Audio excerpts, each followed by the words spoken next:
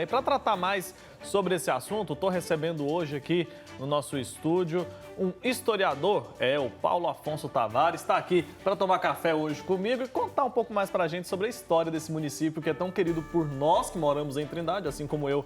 O Paulo Afonso também mora lá na capital da fé de Goiás, mas também é um lugar muito querido pelos devotos, né, Paulo? Bom dia. Bom dia, Wilke. Isso mesmo, é uma alegria muito grande estar aqui com o senhor e com todos que nos assistem, né?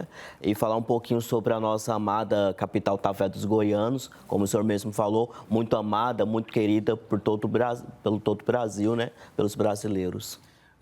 Vou te servir um café aqui para a gente conversar. Obrigado. Paulo, a gente percebeu na reportagem ali, a Ana Luísa já trouxe um pouco sobre a origem da cidade. Eu queria que você falasse um pouco mais sobre isso, o início de tudo. Então, como foi bem frisado na matéria, eu achei interessante porque hoje Trindade está completando 103 anos de emancipação política, né? Só que Trindade é muito mais antiga, né?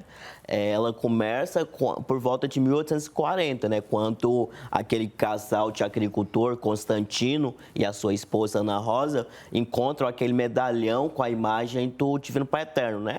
Que é a Santíssima Trindade, Deus Pai, Deus Filho e Deus Espírito Santo, coroando a Virgem Maria. E aí eles levam aquele medalhão para sua casa e começam todos os sábados a rezar o terço. E com isso, outros vizinhos vêm rezar o terço e começam os primeiros milagres, né? E quando iniciam os primeiros milagres, é divulgado, né? Mais pessoas vão chegando.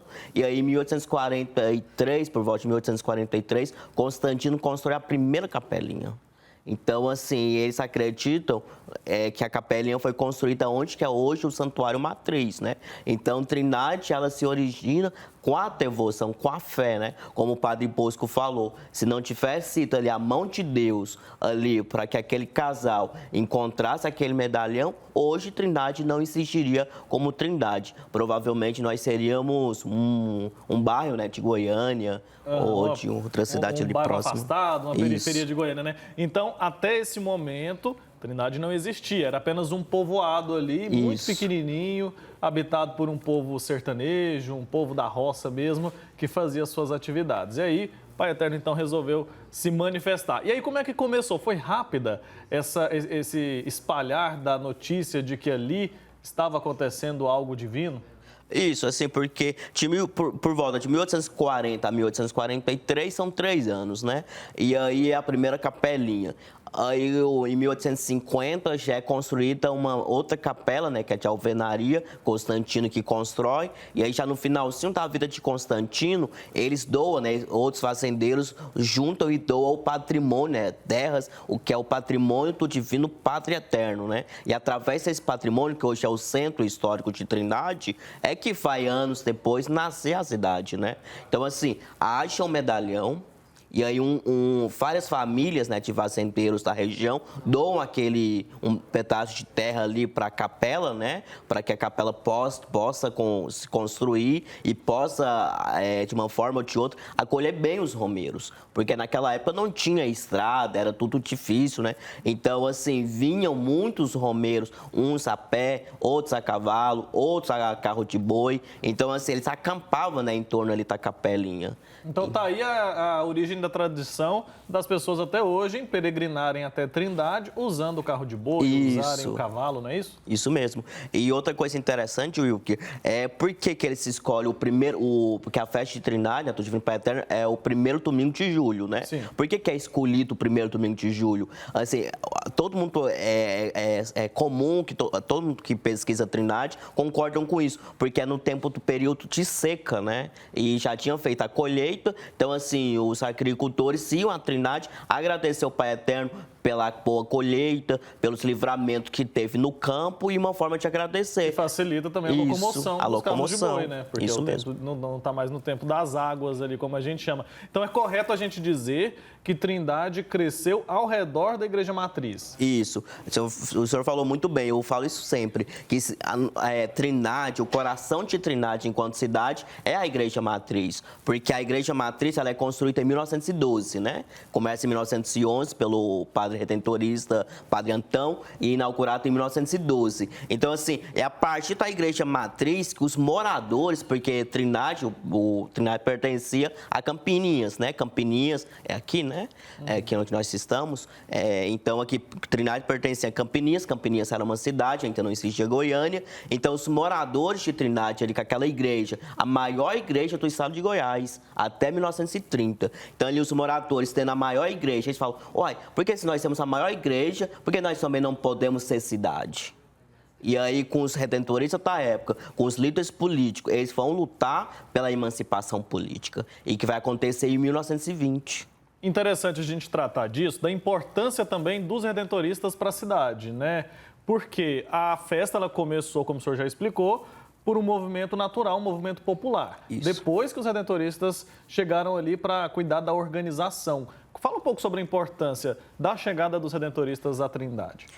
Os redentoristas, eles não são somente importantes para a Trindade, como eles também são importantes para Campininhas e para a fundação de Goiânia e para Goiás, de um modo geral. Em 1894, né, o então bispo de Goiás, Dom Eduardo, ele necessita de padres para cuidar da devoção do Divino Pai Eterno. Então, ele vai em Roma, né, naquela Visitate Limina, ao Papa, ele vai atrás de religiosos que pudessem, né, cuidar da Romaria do Divino Pai Eterno. E ele descobre que na Alemanha os redentoristas estão impossibilitados, né, de participar da vida eclesiástica da igreja, pela perseguição que eles estão enfrentando. Então, ele vai até a Alemanha e solicita, né, um grupo de redentoristas. E, ao mesmo tempo, o bispo de São Paulo também está atrás de redentoristas. Então, é o primeiro grupo de redentoristas que chegam no Brasil em 1894, eles vão um grupo para Aparecida do Norte e outro grupo para Trindade. Então, quando esse grupo de redentoristas chegam em Goiás,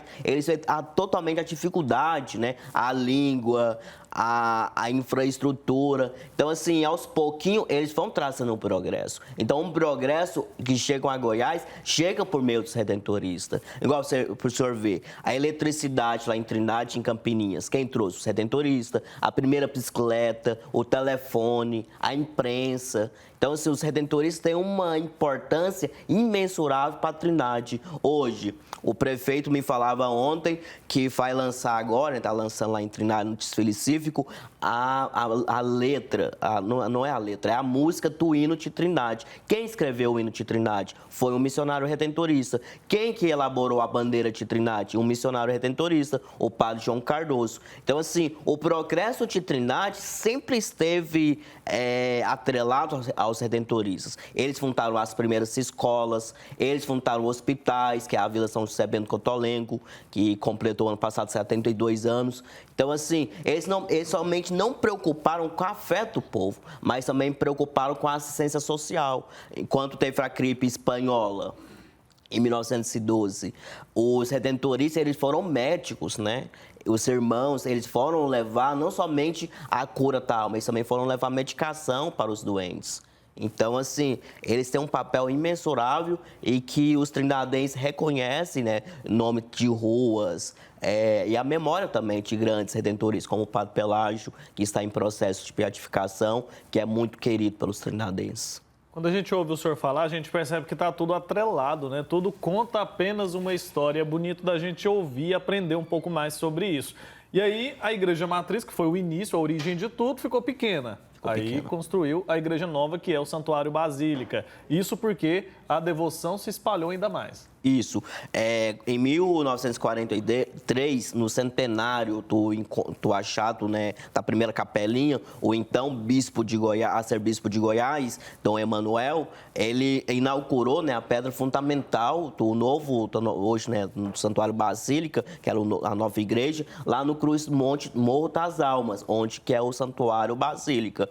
Então, de 1943 até 1950, quando eles começam a construção, aí tem esse período, né, começam as primeiras procissões, né, com a imagenzinha milagrosa do Divino Pai Eterno da Matriz até a nova construção, e até 1994, né, quando o Padre André, da província de São Paulo, né, assume, né, a missão de terminar a obra do santuário, né?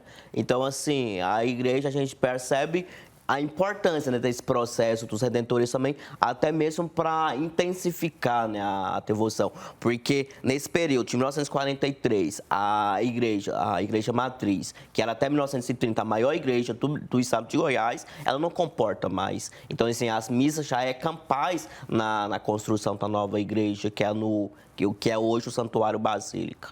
Tá certo. Professor, muito obrigado, viu, por ter vindo aqui, compartilhado tanto conhecimento com a gente, com o pessoal de casa, porque a gente tem devotos do Brasil inteiro acompanhando o Santo Café agora, pessoas que já visitaram Trindade, são apaixonadas por aquela cidade, pessoas que nunca tiveram essa possibilidade, mas têm o sonho e agora conheceram um pouco mais sobre essa história tão especial. Obrigado, até uma próxima oportunidade. Agradeço pela oportunidade. Foi ótimo. Obrigado. Agora 9h23, vou para o intervalo, coisa rápida, e é claro que eu saio mostrando um pouco mais sobre a capital da fé de Goiás para você. Não sai daí não, o Santo Café volta daqui a pouquinho. Você pode deixar seu recado, viu?